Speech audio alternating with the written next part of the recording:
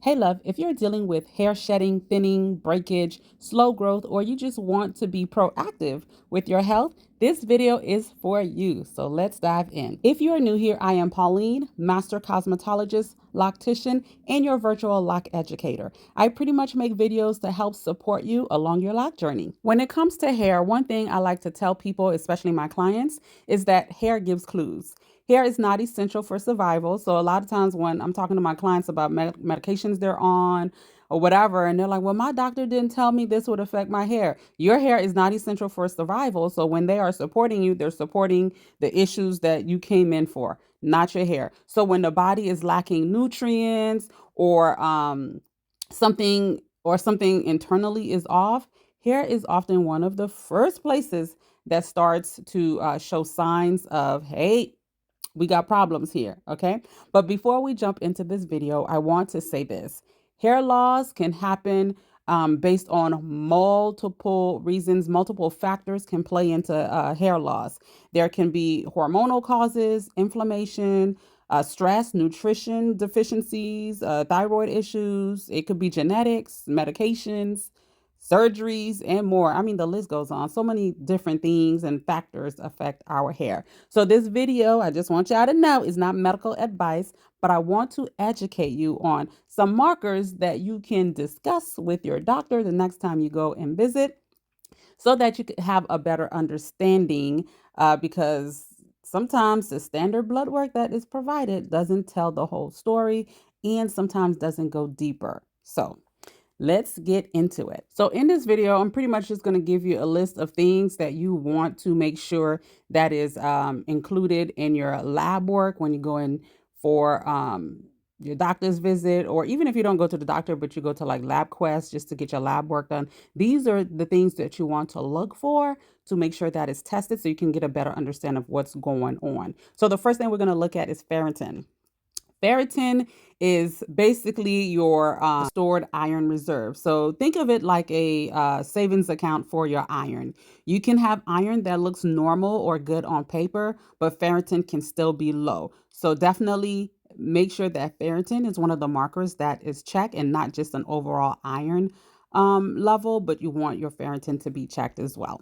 Your hair follicles, which is what holds the or house your hair strands, they are rapidly dividing cells in your body, so they need energy and nutrients to help support your hair. So when ferritin drops too low, the body may prioritize other important organs and functions over the production of your hair. So if you are low on ferritin, your hair might be getting the tail end of it or the brunt of it, or not getting anything at all from it. So um, some of the things you might notice is increased shedding, hair not growing as long, thinning, or just chronic hair fall. So just be mindful of that. And of course, you want to make sure you're checking your iron level as well, not just your ferritin. So the next one is your iron. Iron helps transport oxygen through the blood. So make sure that your iron level is checked as well and that it is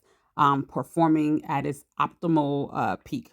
So your hair follicle needs oxygen. So if your hair follicle is not getting the adequate oxygen and nutrients that it needs to function properly, it can compromise the growth cycle of your hair and it can affect how well your hair or how fast or how slow your hair grows. All right, the next one you want to look for is vitamin D. My goodness. I think I think all black folks are deficient in vitamin D, but we can do something about it, okay? Vitamin D pretty much acts more like a hormone in the body than a regular vitamin, well, vitamin D3. So, hair follicles actually have vitamin D receptors.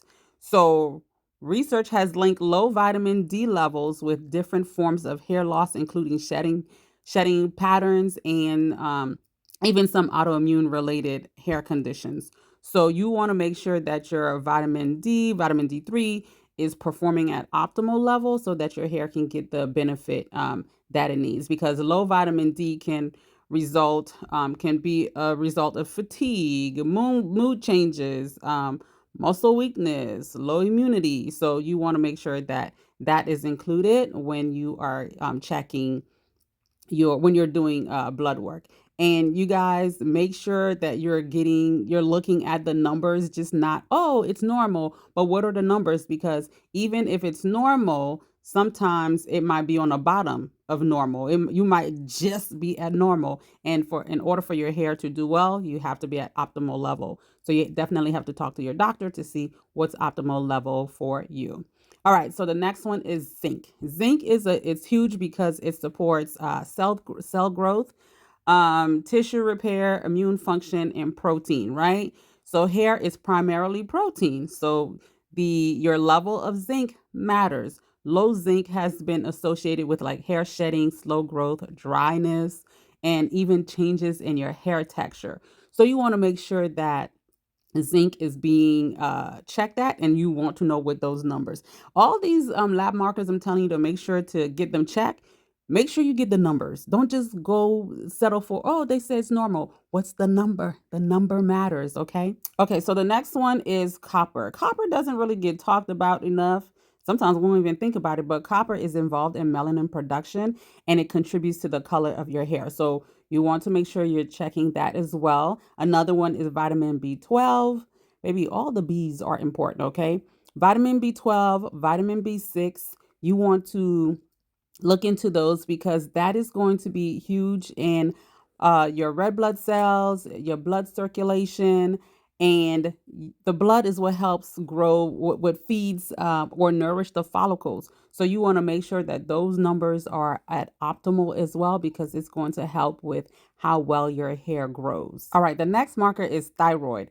Thyroid usually gets checked, but not every single part of it gets checked. And when you're looking at your thyroid, you want to look at your thyroid overall, but do not miss T3 and T4. This is very important and contributes to the growth cycle of your hair. So you want to make sure those two, T3 and T4, are included in the blood work as well. So you want to get the overall thyroid, but definitely get the T3, T4. So we don't want to know if just, oh, is my thyroid normal? We want to know about the T3s and the T4s. Well, T3, T4, we want to know about that because when your thyroid function is off, the hair is going to reflect it as well. And because overall body systems affect hair, and hair reflects what's going on internally, it reflects your internal environment. You want to also check your CMP, which is Comprehensive Metabolic Panel. This will evaluate your liver function, kidney function, electrolytes, glucose, protein, and so forth. And this matters because what's going on internally is going to show up in your hair as well. You also want to check your lipid panel, get a full lipid panel done. This is going to check your DHL, LDL, triglycerides, and so forth. This one will surprise people because cholesterol is actually used as a building block for hormones.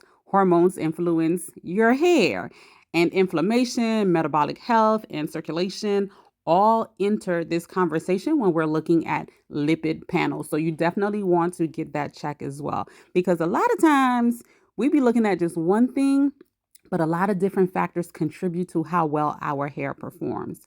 The next thing you want to get looked at, it's especially if you are perimenopausal, menopausal, and so forth, is your total testosterone. Now, this is all hormone related, right? Testosterone is an androgen hormone. So women have testosterones too, not as much as men, but we do have it. So too little or too much of it may influence the body system. So in some people, elevated androgens may contribute to thinning crown, or that excessive shedding that you typically experience when you're in perimenopause or menopause. But testosterone by itself, it's not always the issue. There are usually other things going on. So definitely get those hormones checked to see, okay? And definitely the next one is your DHT, which is, and I've talked about this in the past, but DHT is dihydrotestosterone. It is formed when testosterone reacts with the enzyme 5-alpha, right? So when those two combine, baby, that's when it starts creating, you start experiencing a lot of shedding. That's why you see a lot of DHT blockers are now showing up in hair products and supplements and so forth, because Them two come together, baby. They cause chaos in the hair. And another one you want to look into is DHEA, which is like a precursor hormone. This can convert downstream into testosterone, estrogen. So you just want to check that level too, because sometimes it appears in hormonal conditions like PCOS. Okay. And then the last one, and this is not all of it, y'all. This is just some that I typically tell my clients, hey, go get these checked out when I'm seeing things going on. The other one is estradiol. This is like a form of estrogen. Estrogen supports the growth phase of hair, which is the anagen phase, and changes in estrogen may occur during, like, if you're dealing with postpartum, perimenopause, or menopause. So when estrogen shifts, shedding sometimes increases. So that is why when you're dealing with postpartum, you're in perimenopause, you see a lot of shedding. So this is one reason postpartum hair shedding happens after having a baby. So those are the some of the markers that I tell my clients to look out for and make sure that they are performing at an optimal level to help. And this is actually one of the reasons why I'm so passionate about education in the lock space. Because when people come in needing repairs, thinning support, breakage correction, weak lock reinforcement, or even styling around areas of concern, sometimes the answer isn't just technique.